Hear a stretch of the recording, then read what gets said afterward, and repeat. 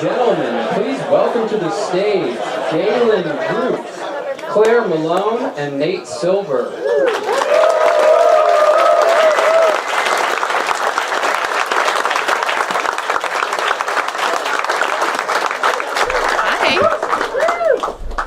So, slow news week, you guys. That's right.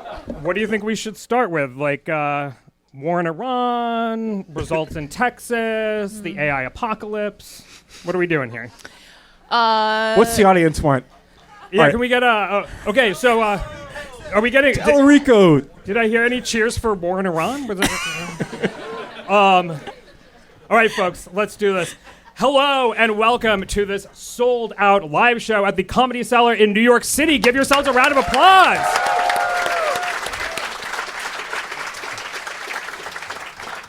My name is Galen Druke, and in case you couldn't already tell, we have a packed evening for you guys tonight. We are fresh off of the most expensive primary race in American history. We did it, you guys. 70 million.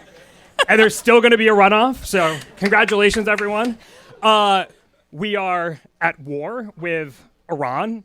Are we at war with Ecuador too? I saw something on like social media. I'm not really, I can't keep up at this point. It's news to me. And then, of course, we are staring down the barrel of an AI apocalypse, or at least an AI think piece apocalypse.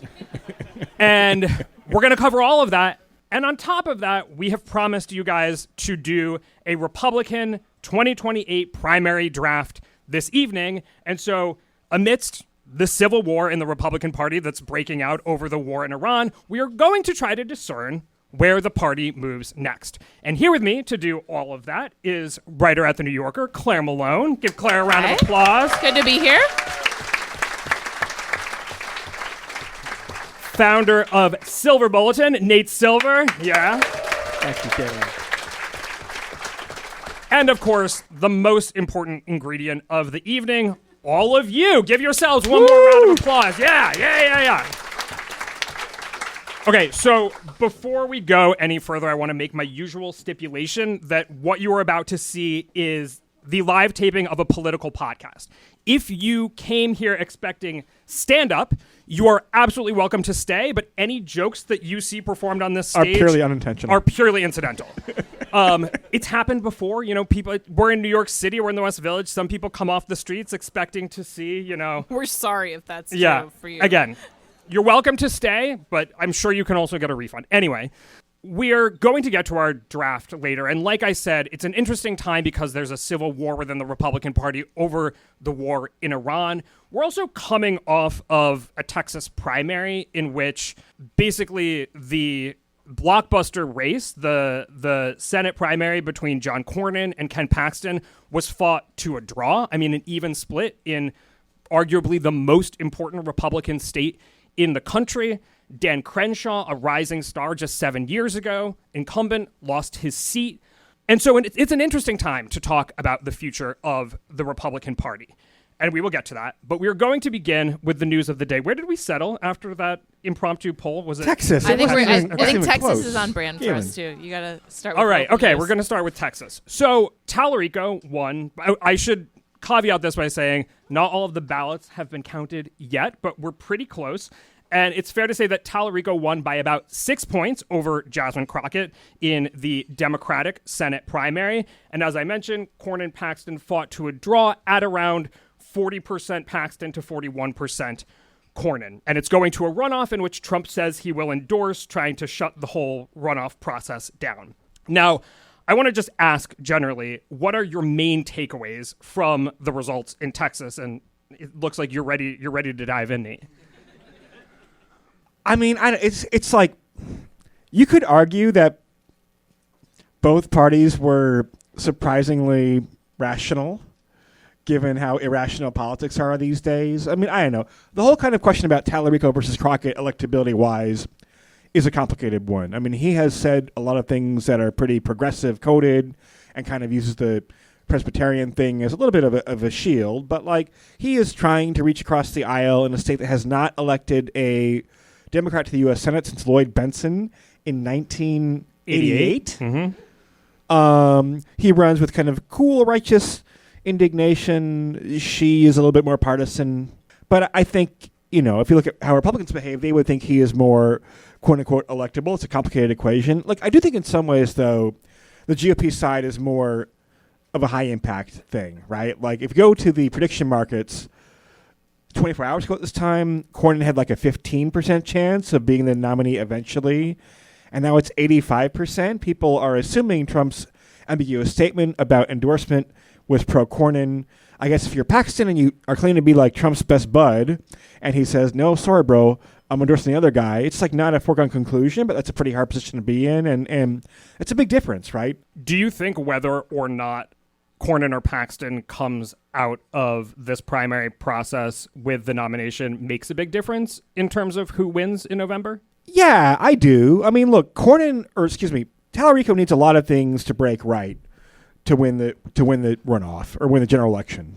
Right now, we have Texas benchmarked at about a R+5. When you look at the generic ballot, Texas in a neutral environment is an R+10 state. So now it's R+5. Democrats have gotten halfway to where they need, right? But you need like a pretty big candidate quality intangible.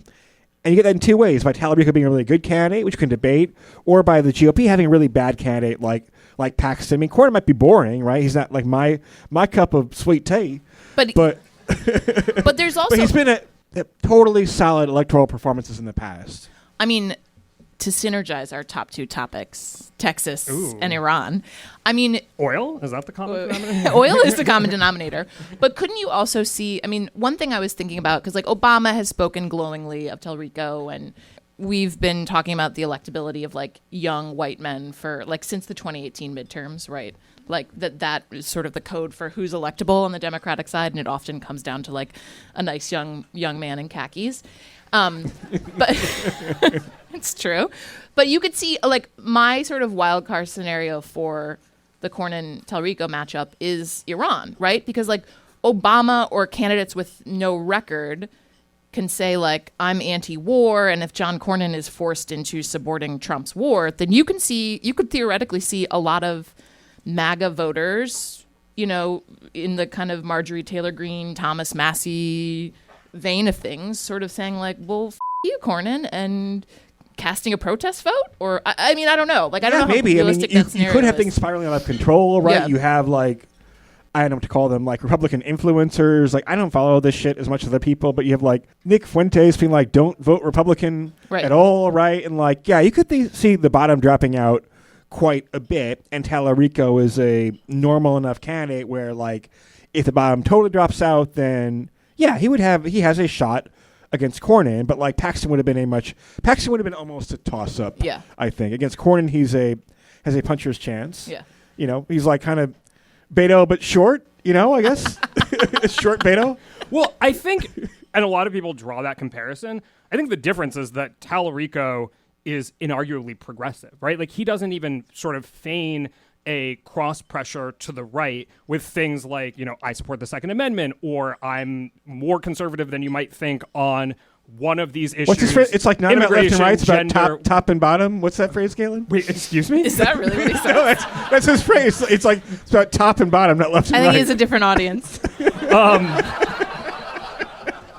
think the gay bar is around the corner, Nate. Yeah, he said it's about the bottom versus the top. To be specific about what he said. And to be clear, that's similar to the argument that Zoran Mamdani made in New York City, and that AOC is making as well. So it's an economic argument. Yeah. It's not. One way to put it. Yes. Okay. We will move on from sexual innuendo, but like for people who are saying this is Beto O'Rourke 2.0. He's significantly more progressive than Beto O'Rourke. He's significantly more religious, too, so maybe that frustrates people's perceptions. But I think we risk being overly simplistic by being like, oh, he's a pastor in training, therefore he's moderate. He espouses, and you've already seen Cornyn blasting out videos of Tallarico saying there are 6 genders and talking about how the Bible specifically suggests that abortion should be permitted. I mean, those are the kind of things that, could make religious voters in Texas uncomfortable. Again, I don't know if the person made uncomfortable by those comments was in play for Democrats anyway, but I think that if Tallarico were to win in Texas, it's a much different story than like a Beto O'Rourke, right? I think this is a through and through progressive winning in a red state if Tallarico wins. What was Beto in your mind? Beto, in my mind, was more supportive of Second Amendment rights. He was a little bit more ideologically empty, which is not really a bad thing necessarily when you're trying to win on unfriendly turf. It kind of comes down to the theory of like political pheromones, right? Where it's like politics isn't really substantive. It's all about like Beto had sort of like a skater rich kid persona. So he had to get, he was cross pressured to be more conservative in his positions. And Tallarico has, shiny apple cheeked, aesthetics. And so he's given more latitude to be progressive. Is that another innuendo? No, but it's true, right? Like, Are we sure it's like not like Tim Wallsy though? We're like, I am Tim Walz. I am. No, Tim Walz has teacher vibe. That's different, right? But like no, it's again trying to provide cross pressure in aesthetics only and not actual policy. Which is worth something for that's sure. like, but that's worth a lot in politics. Like I do think that that's why everyone wears a plaid shirt. Yeah. Yeah. Okay. So we have a lot to cover tonight, so we're going to move on to Iran. I got some stats to read before we dive in. So we have been at war or not at war with Iran, depending on who you talk to, for 5 days. So far, we've lost 6 U.S. service members. Trump claims 48 Iranian leaders have been killed. According to CENTCOM, at least 1,700 targets have been hit. There have been fatalities in at least 8 countries. Here at home, gas prices have gone up in 11 cents since the start of the fighting. And according to the latest Ipsos polling, Americans disapprove of the attack by a 16-point margin. What are the political risks of this war for Donald Trump? Claire, let's start with you. They are many. And they are, very obvious. Roll the tape, right? Like this was the America First anti-interventionist president. I think I heard some stat today that he has in just 2026 authorized more military actions than Biden did during his entire presidency. He's hopefully not going to run for a third term, right? Just constitutionally. But I think his biggest threat is what happens to the GOP, right? That he could see a fracturing of his base, which was already sort of like looking at his lame duck period, licking its lips a little bit, right? People kind of looking to usurp J.D. Vance as like the successor to Trump, So I think it's widening fissures that were already there over the Epstein files in the sort of Marjorie Taylor Greene, Thomas Massie, sense of the party. I think that's just the obvious and greatest risk. I mean, it's in addition to the fact that he's starting a regional conflict in a very unstable part of the world, and there's a lot of mixed justifications for it. So he's also, that loses you credibility in, the international community, which he obviously doesn't care as much about. But, should this widen, that will matter. Credibility right? at home, too. Yeah. Tons of credibility, yeah. I think it is a war. I think Venezuela was maybe not a war, right? This is, I think, it involves many different regional powers. It's spiraling out of control, right? Like it's a war. That's what that term is meant to designate, I think. But there are 3 particular risks with this, right? One is the fact that, Iran is a significant oil-producing state and also is in a part of the world that can disrupt the oil trade, right? Number 2 is that, it does represent a certain backtracking from a promise. I mean, there are lots of explicit and implicit phraseology about we are not going to have forever regime change wars, and this is exactly what Trump wants to do now, right? So it might be a thing where like with the Epstein stuff, I find the Jeffrey Epstein scandal profoundly enjoyable and entertaining, right? I like seeing all these fucking weirdos. You're like, oh, he always seemed like a creep. Of course he's in the Epstein files, right? I really enjoy in a salacious way that story, and I eat that coverage up, right? I think as far as how much it's hurt Trump, it's probably priced in. It probably lowered his approval rating by 2 points. This might be similar, right? Where you lose another couple of points, people feel betrayed, right? And the third is that anytime you have Israel as a partner, that complicates politics on both the left and the right. We've seen explicit condemnations of the action that would be maybe less vociferous if it were just a U.S. solo action. Yeah, and I also think just to sort of drill down to a point you were making, if oil prices rise and stay high because of this war, I mean, he spent the past 2 months going on this affordability tour, which has sort of been shoved down his throat by his staff, because he also says, like, well, there's no affordability crisis. I don't know why we're doing this. But, I mean, gas prices are going to really piss off a lot of Americans. At a very minimum, right, he's not going to get... So, under COVID, people to some extent forgave the economy under COVID because you have a once-in-100-year pandemic. Act of God kind of stuff, Right. With Iran, at the very least, you're not going to have people being like, oh, okay, well, we have this heroic thing going in Iran. It seems like a pretty big... And also just the notion that everything seems chaotic, right? Biden got in trouble early on in his presidency because he promised to return to normalcy, and instead you got chaos upon chaos, and Trump preyed on that chaos and was very effective about it. But like now it just seems like shit's chaotic. You don't really know what the world's going to look like in 6 months or a year or 5 years, right? Even the AI stuff plays into that, and the economic anxiety plays into that. Chaos is good for the out party, which is in this case the Democratic Party. Yeah, I mean, for me, one of the ways I'm trying to understand the politics of this is looking at just the Republican Party.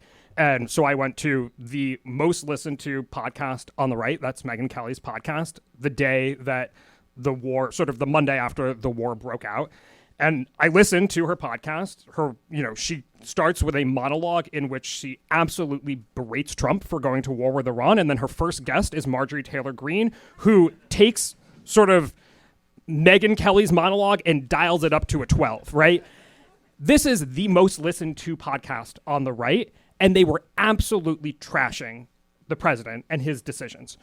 That's a significant risk, right? Like, as we've seen with other kinds of foreign adventurism by the president, it wraps up pretty quickly. And in retrospect, Americans decide that they liked those actions more than they did at the time. It gets a lot closer to, like, Operation Midnight Hammer got a lot closer to 50-50 a couple months out after they'd bombed Iran and it didn't seem like we got into a protracted war. Same with Venezuela. Americans don't like these. I mean, they don't think that much about these regimes, but when asked, they don't really like them. And so if it's a limited strike and you get in and you get out, great. I hope, I think we can all hope that that's what happens with Iran, but like already we're not there, and the risks of a quagmire have have increased. So if we enter quagmire territory, I think that could kind of be the end of Trump's presidency. But even if we don't, even if we get back to a Venezuela Operation Midnight Hammer kind of situation, I think he has sparked a battle within the elite of the Republican Party that is not going to go away. Definitely not. And it also, all the storylines that I think are emerging on the right, and certainly through reporting in the mainstream media, is that Bibi Netanyahu kind of took the lead on this. So that also undermines Trump's sort of I'm the actor. I'm the top. I am the Not about left and right, about top the top that Tallarico is trying to bottom. That's...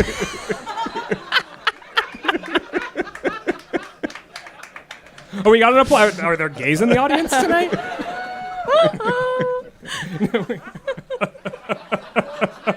Where were we? No, but look. In the first term, Trump had an argument. It was a more effective argument pre-COVID. But look, the Democrats complain about Russiagate and all this shit, but the economy is good, and I'm keeping us out of foreign entanglements. And now you can't make that argument. Either of those arguments, really, right? And also Epstein-gate, although I think it's a little bit overrated, is a big improvement over Russiagate. It's a real scandal. It's more fun. Also, for folks who suggest that this might be a wag the dog situation, I mean, there's a couple reasons that won't work. One, there was no real argument made for why we've entered this war in public to make it at all popular before we went to war.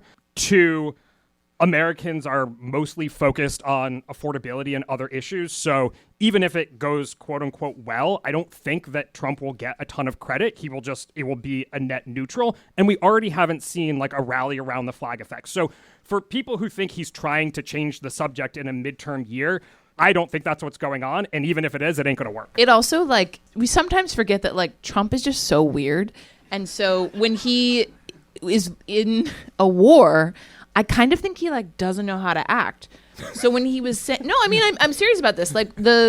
When he was talking about U.S. service members who died, and he was sort of kind of cavalierly was and more are going to die. And then today you see Carolyn Levitt at the podium and Pete Hegseth sort of saying, like, why is the media covering these deaths? Like, what? Like, it's genuinely, like, those things are genuinely bizarre, and I don't think will wear well on people. And it is sort of like this odd, like, someone who laughs at a dead body kind of thing, right? It's like the uncomfortable weirdness and tonality that I don't think he's going to get right. It was like during the State of the Union when he was almost gleefully describing the manner in which that Ukrainian immigrant was slaughtered on public transit in Charlotte, and her mother was just sobbing in the audience. Yeah, it's like it's that kind of a really weird split. And then he described the pilot. The blood streaming down the yeah, hallway it's just of the there's helicopter. there's just some like weird New York Post stuff going on. Like, should we talk about the AI apocalypse? Sure. Okay. We did a live show here a little over a month ago, but in AI terms, that feels like a lifetime ago. So let me just read some of the things that have happened since then. Since then, Claude Cowork agents have become their own mini workforce. Apocalyptic think pieces have moved markets. Utopian ones have come out too. Jack Dorsey laid off 40% of his employees at Block, implying AI was the cause. And most recently, the Trump administration banned the use of Anthropic in the federal government based on a disagreement over how its models could be used in war. So I just want to ask, on a scale from 1 to 10, how worried are you about our transition to AI? I'm closer to... And that is the end of today's preview. Head over to gdpolitics.com to become a paid subscriber and catch the full live show. It lasted about an hour and 15 and only got rowdier from here. We shared our AI anxieties and some optimism, and then we dove into our Republican primary draft. It's some pretty different theories of how the primary might go. The audience had some thoughts too. Most important question of the evening, though, did Ted Cruz make the draft? Head over to gdpolitics.com to become a paid subscriber and learn the answer to that question. For visual learners, you can also watch the full video live show of the night. Paid subscribers get about twice the number of episodes. Most importantly, we'll keep this independent podcast going strong. When you become a subscriber, you can connect your account to wherever you listen to podcasts so you'll never miss an episode.